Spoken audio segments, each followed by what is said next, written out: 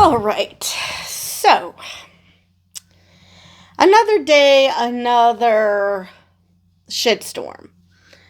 So, this time I'm going to go over the latest objectives of Project 2025 that have been passed, and also I'm going to discuss conversion therapy. Because GOP lawmakers vote to overturn governor's ban on conversion therapy. Because what could possibly go wrong? The bill's author says his personal research taught him that conversion therapy has no victims. I'm sorry, how deep of a hole do you have to dig yourself? Or what exactly were you reading about conversion therapy that led you to believe there are no victims? And it's one of two things. He didn't actually do any research. Or, and I guess this could be a part of part one, is that he only researched those people who claim conversion therapy works.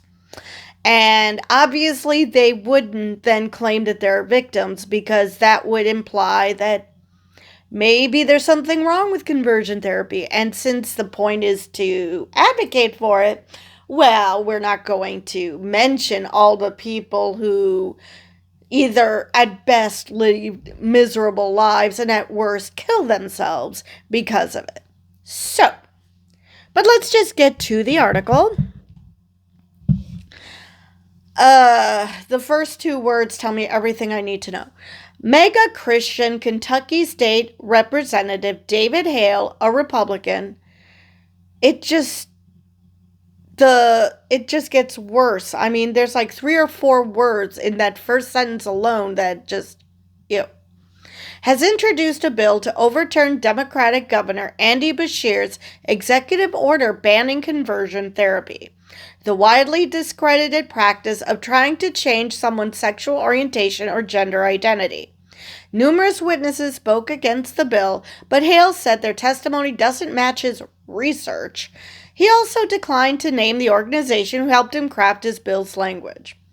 Of course he isn't going to name it, because he knows damn well that conversion therapy does have victims. He just doesn't give a flying fuck who those victims are, or that there are victims, because these are just gay people. It's not like it's someone important.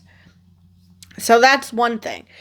And it would also discredit his research, because people would realize that he's just completely, he's homophobic, he's transphobic, he just hates the LGBT plus community, and as such, but he doesn't want to admit it because he knows it's not popular to admit it.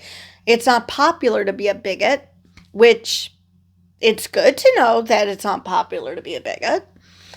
But for bigots, well, that makes their lives harder. So they have to pretend that they did heartfelt research and they actually do care about human beings who aren't like them. So there's that. In September 2024, Beshear signed an executive order outlawing conversion therapy in the state. His orders prohibit any practice of the discredited therapy for minors, prevent state or federal funds from being used to pay for it, and suggested state licensing boards for counselors consider disciplinary action against its practitioners, which all sounds perfectly reasonable. I mean, it's great that you hate gay people. Well, it's not great, but okay, you don't like gay people. You think there's something wrong with them. Wonderful. That doesn't mean that there is actually something wrong with them. That just means that you just can't accept that there isn't.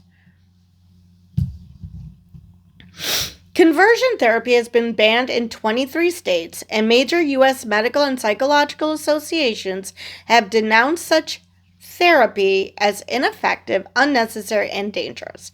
And that is the crux of this. We aren't just talking about a bunch of plucky members of a community who just think that being part of the LGBT plus community is the greatest thing, even if it wasn't, which it's part of a community. There is nothing inherently great or terrible about it. It's just a community of people who happen to share a quality, just like any other one.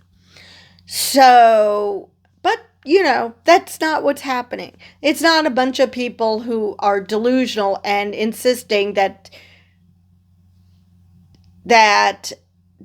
they're doing something or their feelings is somehow inherently bad, but try to convince people that the people who are attacking them are in the wrong. No, these are a bunch of people who are just trying to live their lives the best they can, and a bunch of assholes are trying to tell them that they're wrong to do this because they don't think like that, or they don't understand how someone can think or feel a certain way. Okay, there's a lot of things. I mean, I have no idea what it's like to be a man. Should I suggest banning men? Because I don't know what that feels like. Seriously, it's stupid. I mean, as long as you're not harming anyone, I fail to see the problem. And when science as a whole deems that something is dangerous, why are you going out of your way to ignore that? I mean, it's one thing to say that there's still work to be done, that it's not conclusive, but this is pretty damn conclusive. All right, let's be clear, Bashir said in a statement at the time of his order signing. Conversion therapy has no basis in medicine or science, and it has been shown to increase rates of suicide and depression. And it has. This is about what is right and protecting our children. Hate is not who we are as Kentuckians. In mid-February, Hale introduced House Bill 495, a bill that would overturn Bashir's executive order. Hale told a state House committee that his bill would protect counselors, therapists, and pastors providing therapy to minors from discriminatory actions by the government. The Kentucky Lantern reported. The bill would specifically protect mental health services seeking to relieve discomfort or distress caused by an individual's sex or romantic or sexual attraction. All right. Now, it's entirely possible that there are people, especially those who are really religious, who probably truly want to pray the gay away.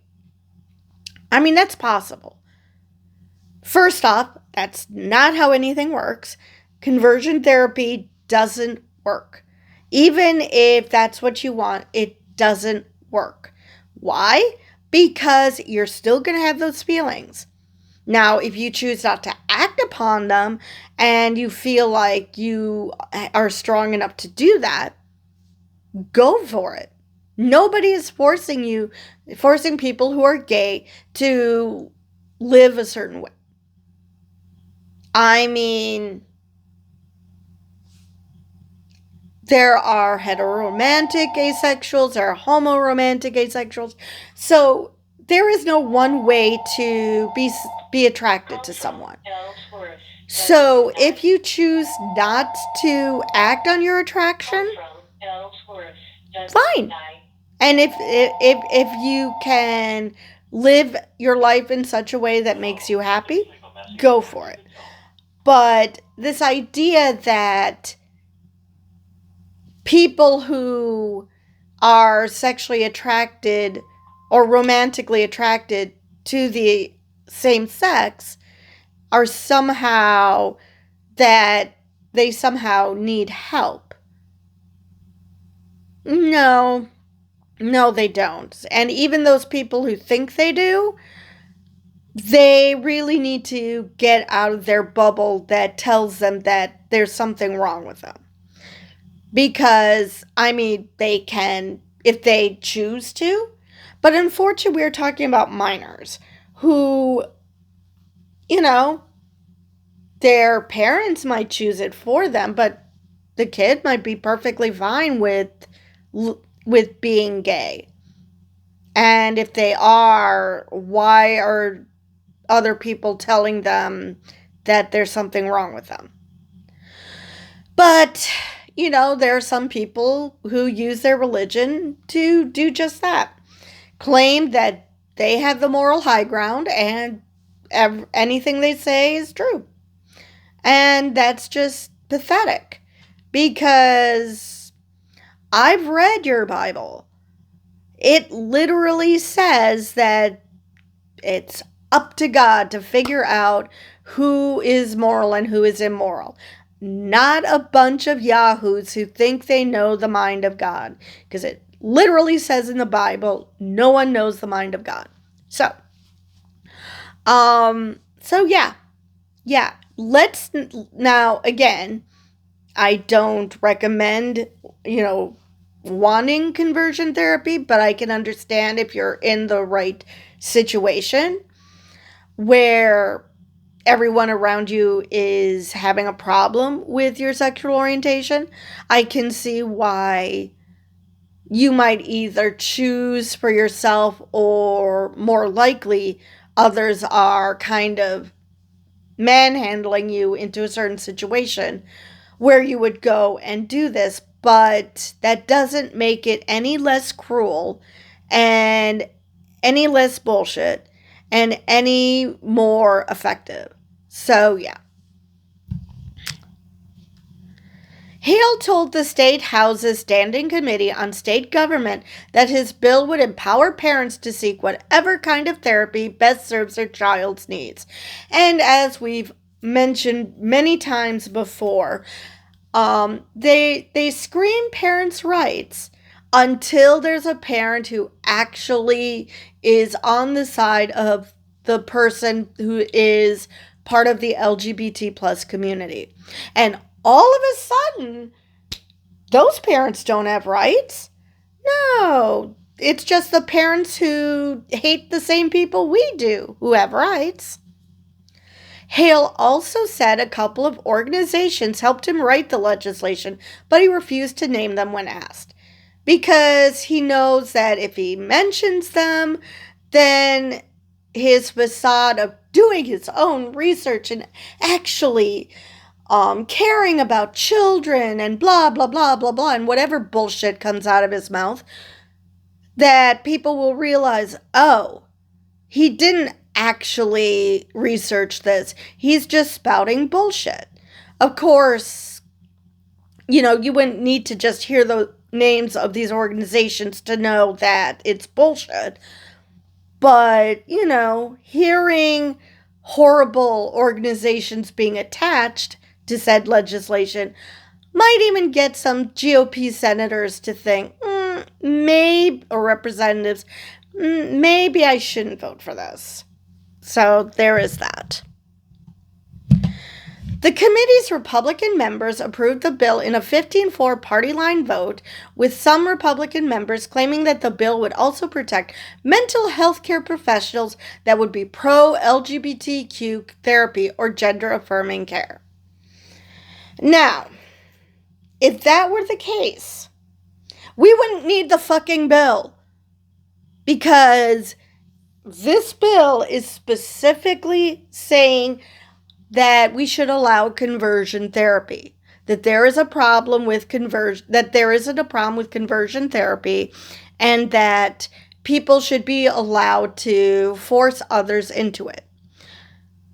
Where what kind of mental gymnastics leads you to think that it's going to protect everybody when it's specific to this one issue? The denial is strong with those members.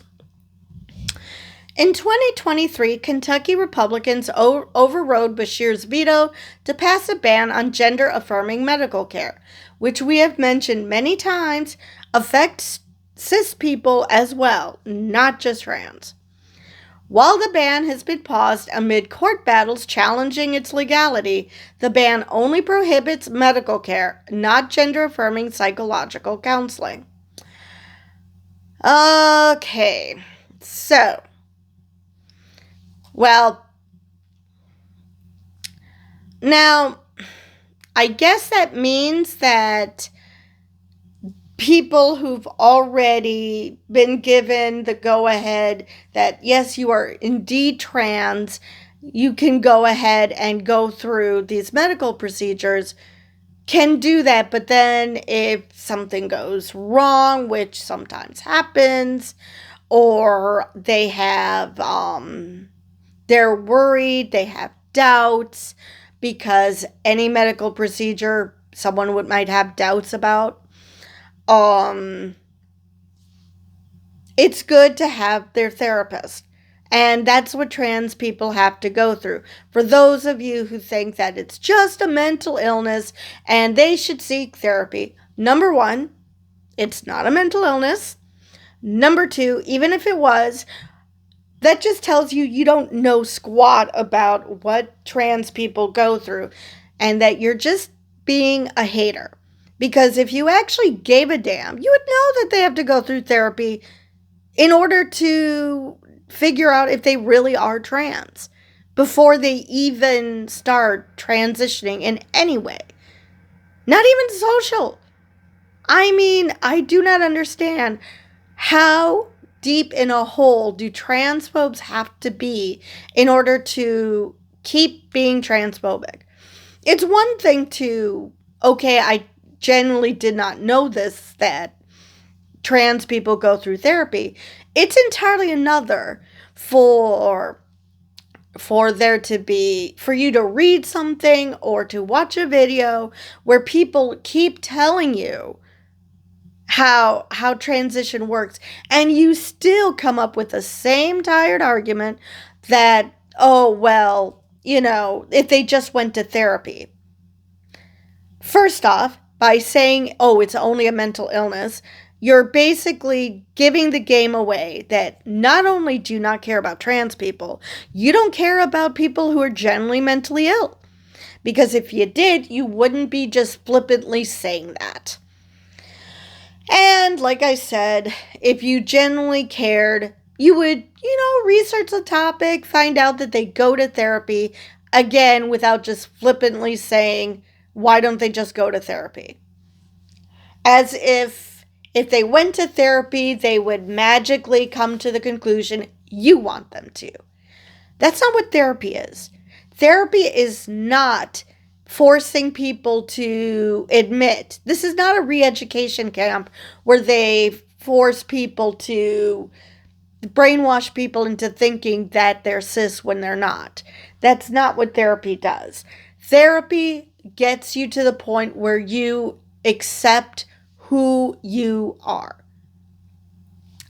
They might have already started down that road before therapy, but this is what helps them get to that point.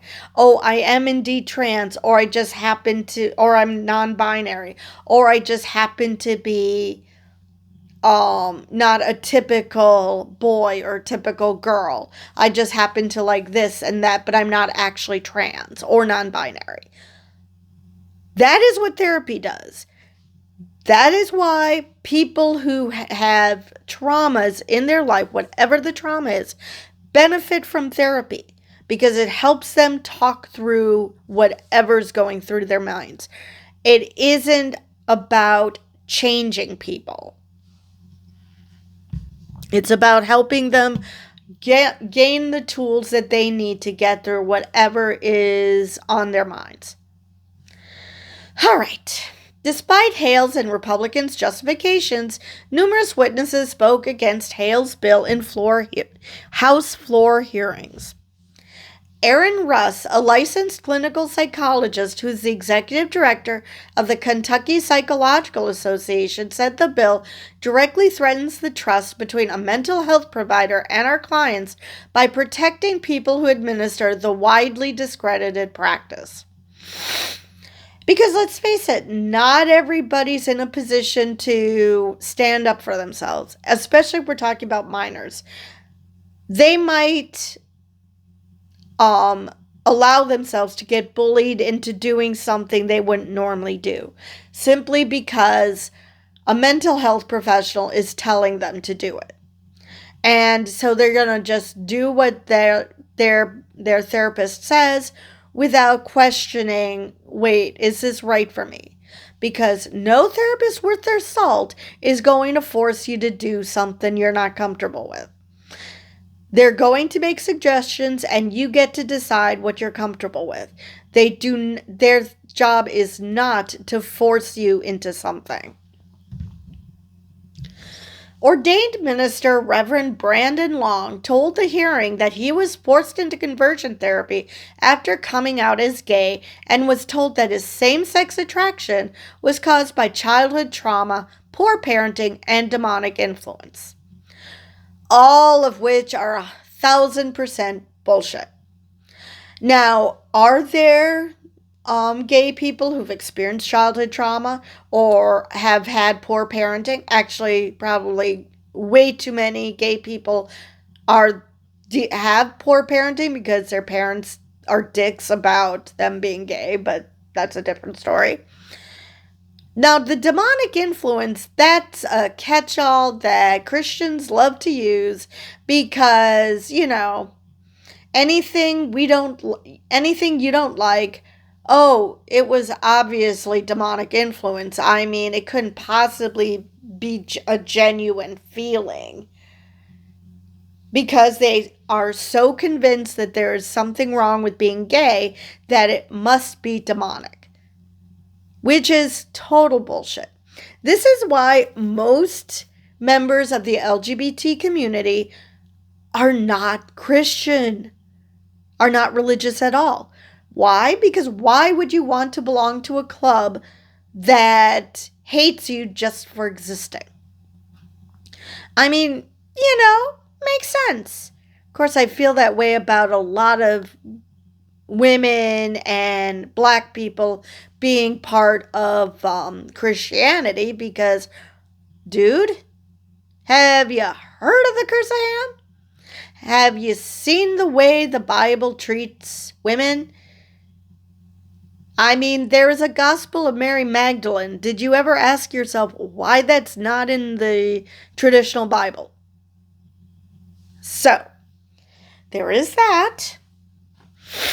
Anyway, conversion therapy weaponized 222 sacred pastoral practices. He said, this is not pastoral care. It is spiritual and psychological abuse. Religious liberty is not absolute. It ends when harm begins. That's why we do not allow human sacrifice or child marriage in worship. Yes, exactly. Exactly. It's amazing the people who are screaming about religious liberty and how, especially say in schools, but somehow only talk about Christianity and their particular brand of Christianity, and everything else shouldn't see the light of day. Not even other types of Christianity, let alone different religions. Because they're not actually interested in religious liberty. They just want the liberty to be as hateful as they want to be. All right. Chris Hartman, executive director of the LGBTQ rights group Fairness Campaign, asked why a committee dedicated to overseeing state government functions had passed a mental health bill. I'm gonna guess it's because there are members of that committee that are LGBT or members of the government. That's my guess. During the hearing, Hales said he had found no evidence in his research reflecting the personal experiences of his bill's opponents. After the committee voted to bring the bill one step closer to a state congressional vote for its possible passage, Hale went to shake hands with those who testified against the bill. Reverend Long refused to shake his hand, telling Hale, "You don't believe I exist." Good. You know, I have seen plenty of people, plenty of hateful people in my comment section and in other comment sections where they seem to think that all opinions are equally valid, and because they're a human being with an opinion, I should just, or I or anybody else should just lay down and accept it no matter how horrible that opinion is. And if we were to speak out against it and point out that you're being a bigot, you're being hateful, then they scream and clutch their pearls and grab their heart like they've been shot in it and claim that they're being persecuted because people gave them pushback as opposed to, burning them at the fucking stake. I mean, Jesus Christ. Just because you have an opinion does not mean everyone should bow down to it. You have an opinion? Great. It's allowed to be wrong. You are allowed to be wrong. And people are allowed to tell you that you are wrong. So, no, the people who are being hateful and who push bills like this don't get a pass.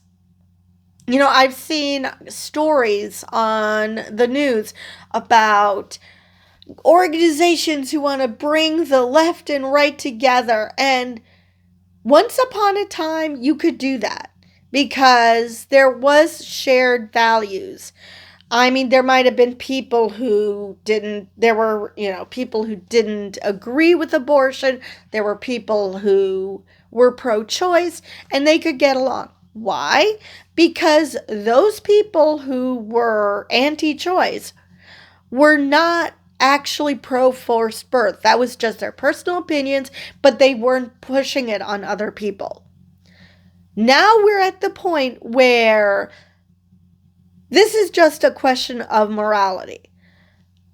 I've decided that it's immoral for these people to exist, but I also simultaneously want these people to acknowledge and be kind to me. No, if you're going to be an asshole to other people, if you're going to be hateful to other people just simply for existing, you are not worthy of their respect. And they do not have to give you the time of day. They do not have to be kind to you. They do not have to be nice to you. They do not have to acknowledge your existence because you sure as hell don't acknowledge theirs. So, no, just because actions have consequences, you don't get to then whine because your actions led to consequences. Okay. He's looking at us telling our stories to then frame on the record that I do not believe these individuals, Long said. In other words, they are lying. And that is of the utmost disrespect for ourselves, for our lives, for our experiences, coming and putting it forth on the record. Exactly. I mean, obviously, when it comes to science, there's a reason why scientists do not believe anecdotes. But when we're dealing with something like conversion therapy, how else are you going to get the truth? If you're going to say that everybody who was adversely affected by it is lying, you're basically saying that you do not want to hear contrary evidence, which is more proof that his research wasn't actually research. What he did was he went to a website of a group that he already believed it in conversion therapy, and he found a group that believes in conversion therapy and used their supposed evidence as to why there's nothing wrong with conversion therapy, and refuses to accept that there have been people who've been hurt by it. I mean, of course you're not going to want to have anything to do with them. Like I said, once upon a time, we could agree to disagree. We are at that point now in society that we can't. It's no longer agree to disagree. Either you accept that people who aren't like you exist and have a right to live their lives the way they see fit as long as they're not hurting anybody else, or you don't. There's no in between. There is no, oh, well, yes, I voted for so-and-so, but I don't actually agree with this part of what he says. You still voted for him. So you actually said that, yes, you don't agree with that, but at the same time, that wasn't a red line. So you don't disagree that strongly. You're just saying that in hopes that you keep a friend. And then whine when you lose said friend because they realize this person doesn't care about me. All right. In late 2019, Hale filed a transphobic bathroom bill that would allow K through 12 students to sue if they encounter transgender classmates in a gendered school facility that does not match the trans student's sex assigned to them at birth. Oh, that is just shocking. Hale said that allowing trans students in gendered school facilities disrupts school activities and creates unsafe conditions, as well as potential embarrassment, shame, and psychological injury for cisgendered students who have to see trans kids in various states of undress. Okay, I've mentioned this in the comments, I've mentioned this in videos. When I was in school, I did not feel comfortable. I never once felt comfortable in the locker room after gym class, changing in the locker room. I never felt comfortable before PE. I never felt comfortable after phys ed. I never felt comfortable. By this logic, because I don't feel comfortable, I should have been allowed to have a changing room all to myself. That's just stupid. People are going to feel uncomfortable. And it's not just because they're seeing body parts that don't correspond to theirs.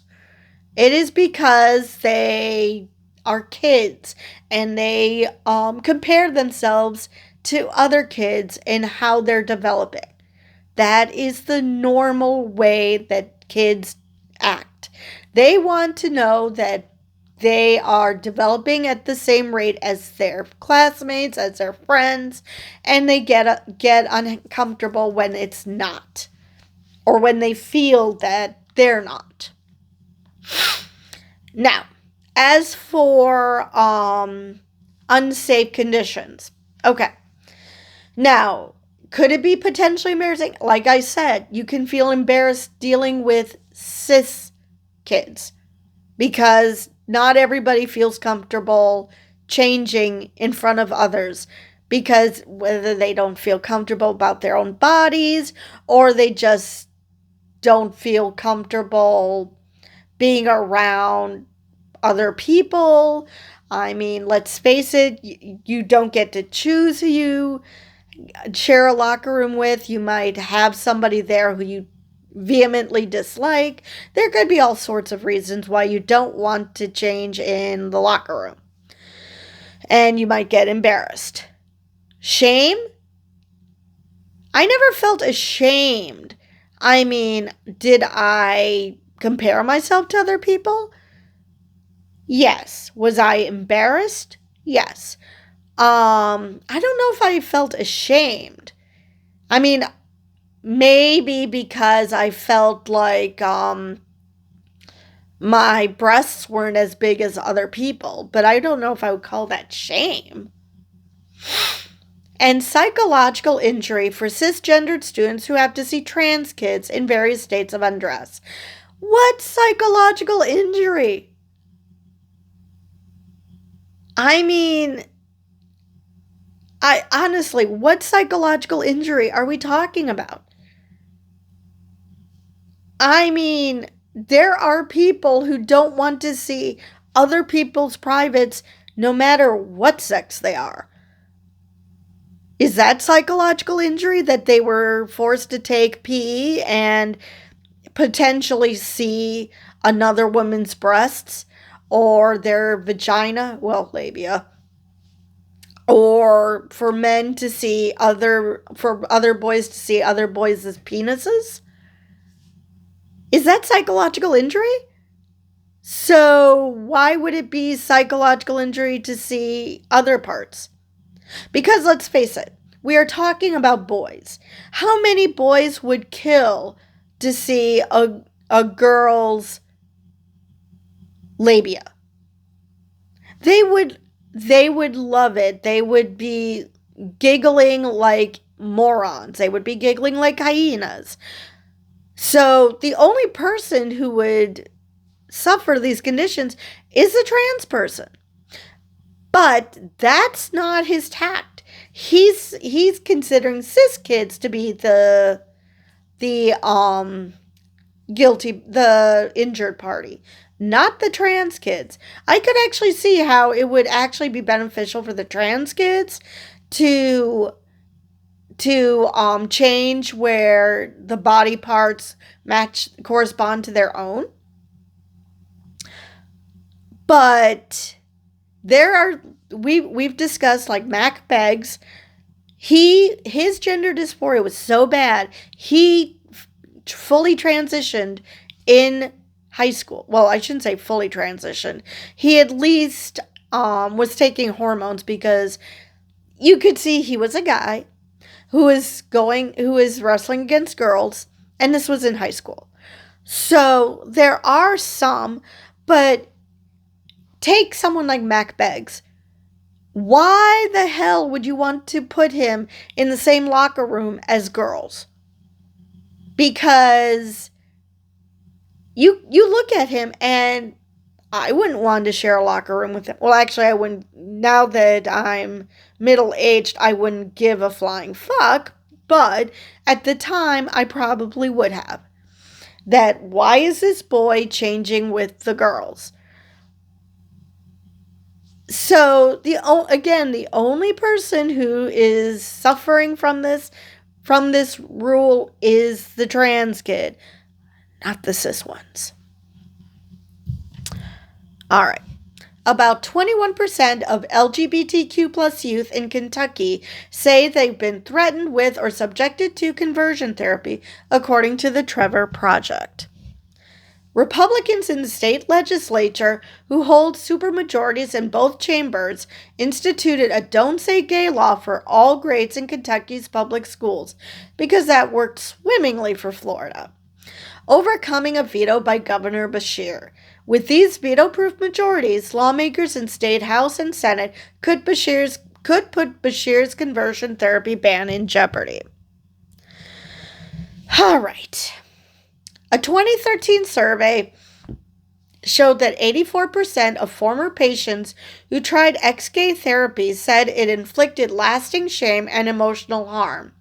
Yet, this is the same dipshit. He's pro-conversion therapy, but yet it causes the same harm that he claims trans kids being in the proper locker room causes cis kids. So even if that was the case, that tells you that he doesn't give a shit about trans kids, only cis kids. Additionally, a March 2022 peer-reviewed study from the Trevor Project showed that 13% of LGBTQ plus youth nationwide had reported being subjected to conversion therapy. Of those, 83% were subjected to it before reaching the age of 18. Because that's not going to mess up a kid. No. The 2022 study showed that young people who underwent conversion therapy were more than twice as likely to attempt suicide afterwards. Numerous conversion therapy advocates have later come out as still gay and apologized for the harm that conversion therapy causes. Fun fact, the guy who created conversion therapy is gay and has since apologized. Well, actually, no. Let me backtrack. I can't remember if he is actually gay, but he did backtrack and realize that it's harmful now. So that's another thing. Even the guy who originally started conversion therapy no longer thinks that people should be using conversion therapy. All right. The method of so-called conversion therapists include encouraging queer people not to masturbate because straight people don't, or something. Redirecting their sexual energy into exercise. Right, because nobody who exercises is sexual. Covert aversion, a fancy name for imagining possible negative consequences of being queer. Imagining positive negative consequences of being queer. They don't need to imagine that. Just learn about Matthew Shepard. It's really not, you really don't need to do that. Nor is that a convincing argument, because you can't help how you feel. So, okay, they know that there are people who will want to kill them for being gay. That's why there is a closet. That's why most people stay in it until they get to a point where they can afford to come out.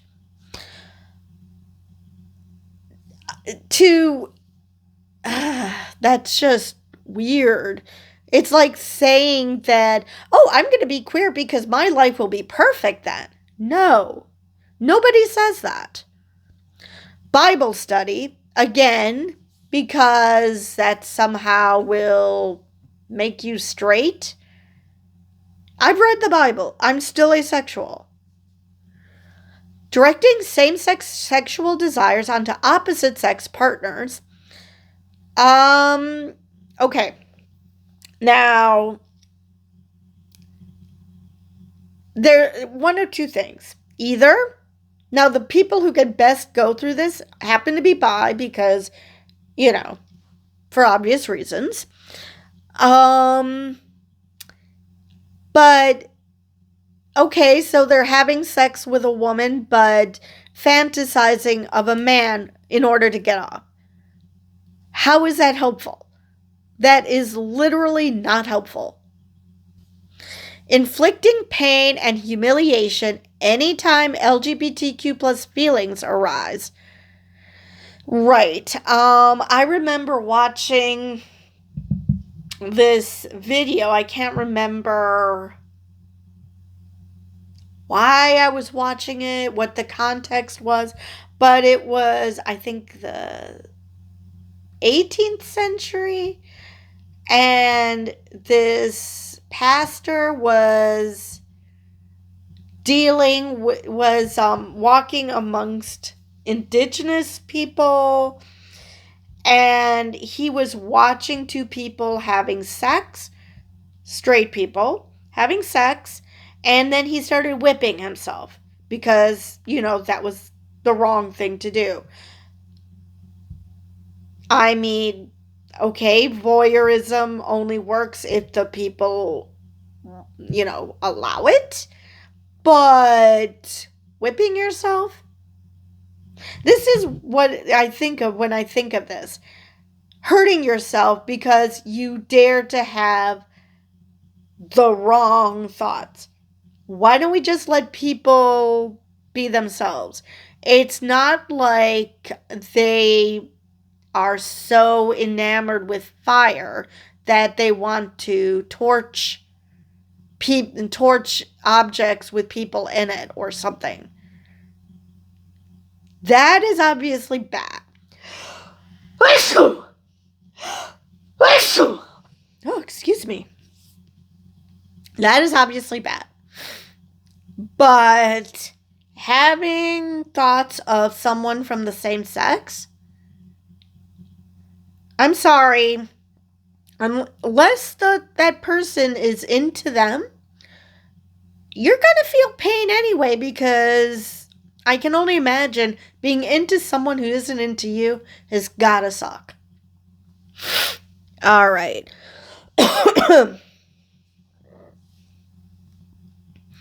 And if you're the person who's inflicting said pain and humiliation simply because someone has a same-sex attraction without them choosing for you to do that, you're just a sadist and you just don't want to accept that that's your kink. Because what the hell? All right. And forcing people to act out stereotypical gender roles in behavior and personal appearance. Right. Because boys who are gay should be hyper-masculine to the point of toxicity and becoming women-hating incels or something. Seriously. And personal appearance? Okay, so guys can't wear makeup. They can't wear skirts. All right, most boys get away with not doing that. What other personal appearance are we talking about here? I mean, seriously, it's ridiculous. I mean, when it comes to girls, it's perfectly acceptable for girls to wear pants. I mean, look at me. I always wear pants. I never, ever, ever wear a skirt. I haven't worn a skirt since I lived in Chicago Heights, and that was almost 20 years ago? I think so. So it's getting close to 20 years. The point is that, okay, what gender roles, what behavior, what personal appearance? You send boys out to chop wood? I mean, seriously, what gendered behaviors are we talking about? Because there are plenty of gay guys who exhibit butch characteristics. I mean, hell, even Carson Kressley. He was like, what makes me butch? He likes to work on cars. He can work on cars because his father was a mechanic. So he taught him how to work on cars. Okay. So how far do you want to go with this? And as an aside, I think Carson hypes up his gayness for the cameras. But that's something he chooses to do. It's possible that what you see is what you get with him, and he is that out there, which is perfectly fine. But I get the feeling he accentuates it, which is fine too. I'm not criticizing, I'm just saying. So exactly what behaviors are we talking about? What personal appearance are we talking about? Because yes, there are some communities who think women should always wear dresses. Actually, my dad was thoroughly upset. He literally cried when I first came home. Well, actually, I went to my brother's Little League game right after I got my first haircut. And he was crying because I had short hair. It was about this. I think it was about this long. Before then, I had never gotten my hair cut. It was like Crystal Gale length. It was to my tailbone. But I no longer wanted that. I had just started, I think I just started middle school. And It was the early 80s and the thing was to have short hair and to get a perm. I hadn't gotten a perm at that point, but wasn't much longer after that I got a perm. Now, was that peer pressure? Possibly. But as you can see, I still have short hair. I do not like long hair. It bugs the hell out of me. Even if I look good with it, I just don't care for it. This is the longest I want it. So what does that even mean? Stereotypical gender roles, okay? What exactly are we talking about? Which stereotypical gender roles? Because once upon a time, pink was for boys. Boys wore heels. Boys wore skirts because it's better to have that hanging all out. I mean, seriously, it's just stupid. So let me read to you the editor's note. And I will also provide the editor's note in the description of this video, as I always do for these types of videos. If you or someone you know is struggling or in crisis, help is available. Call or text 988 or chat at 988lifeline.org. The Trans Lifeline, 1-877-565-8860, is staffed by trans people and will not contact law enforcement. The Trevor Project provides a safe, judgment-free place to talk for youth via chat, text 678-678, or phone 1-866-488-7386. Help is available at all three resources in English and Spanish. So with that, that is the end of that article. But before I go, let's do the latest Project 2025 tracker. All right, so we are 38% complete on the tracker. There are 43 objectives still in progress. 91 are done. 299 are total. All right, so let's get to the two completed objectives since I last did this tracker. The first one is DOJ should withdraw from lawsuits seeking to uphold EMTALA abortion requirements. And for those who don't know, EMTALA is the Emergency Medical Treatment and Labor Act, which basically provides for emergency abortions. Because let's face it, those exist. It's not, unlike what many people say, this is not about people who it's mostly not people who are like, doop-de-doop-de-doo. You know what? I don't feel like being pregnant anymore. I'm going to go and get an abortion, even though I'm, close to popping. Not how this works. Emergency abortions are a thing. And so now, places like Idaho, which had a case before the Supreme Court, has decided that, yeah, they're not pursuing it anymore. So, yeah, they're no longer going to pursue EMTALA. So that's great. The other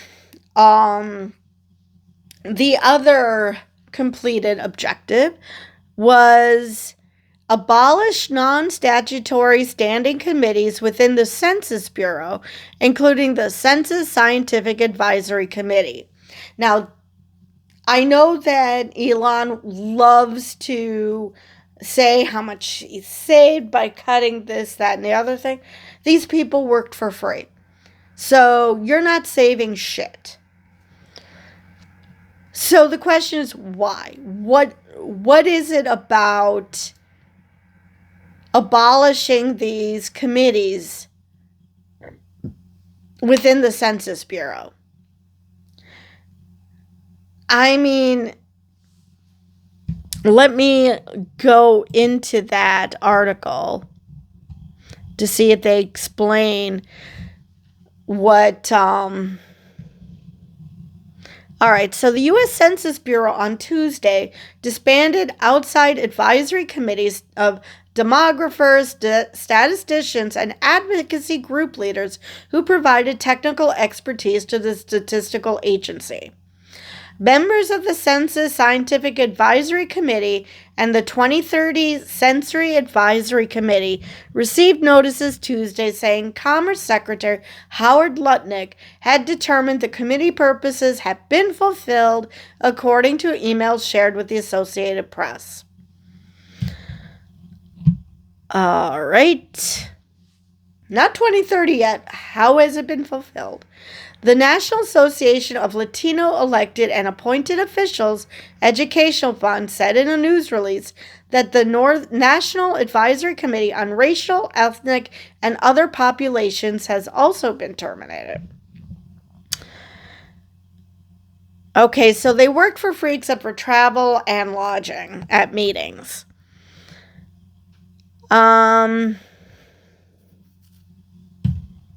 Let's see if they explain why, but I'm pretty sure most of this is self-explanatory.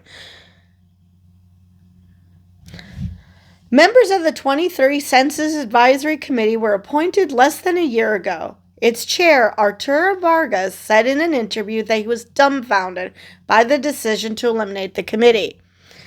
I think it's a significant setback for the Census Bureau. When the Bureau gets advice from external stakeholders, it's able to correct course and perhaps even consider the unintended consequences of some of its plans when it receives important feedback from the community. But of course, we don't care about input or anything. We just want to... The Trump administration has decided they know better than everybody else what should be done and how things should be run. Now,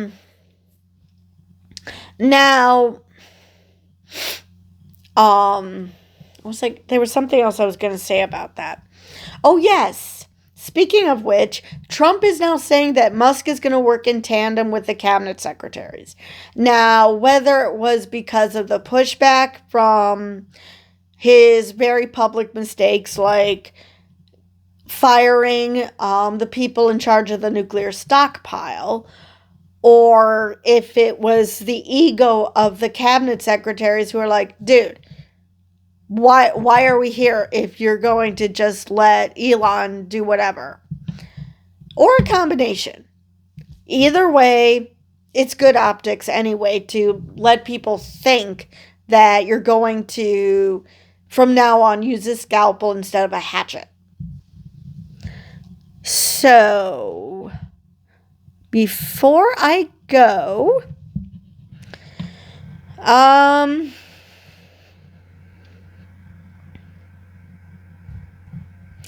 let's see here about EMTALA. Let's see if there's anything else.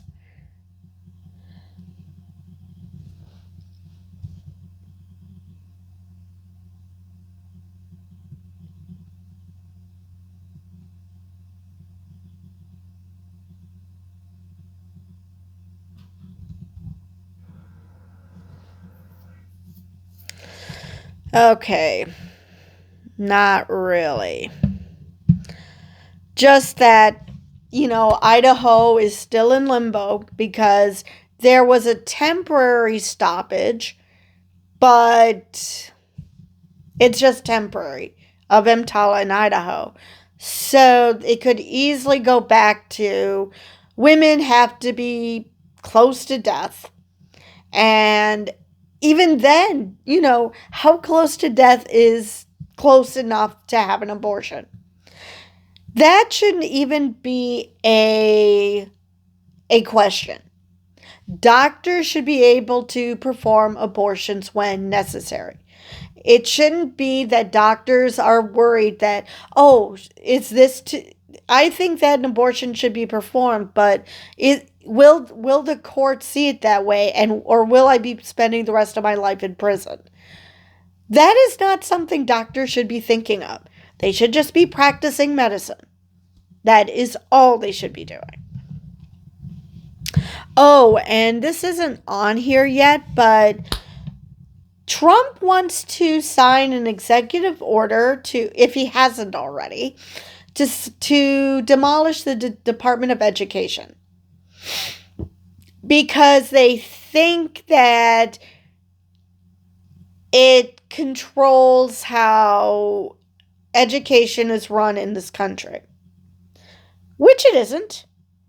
It collects statistics, but the local communities get to decide what the curriculum is going to be.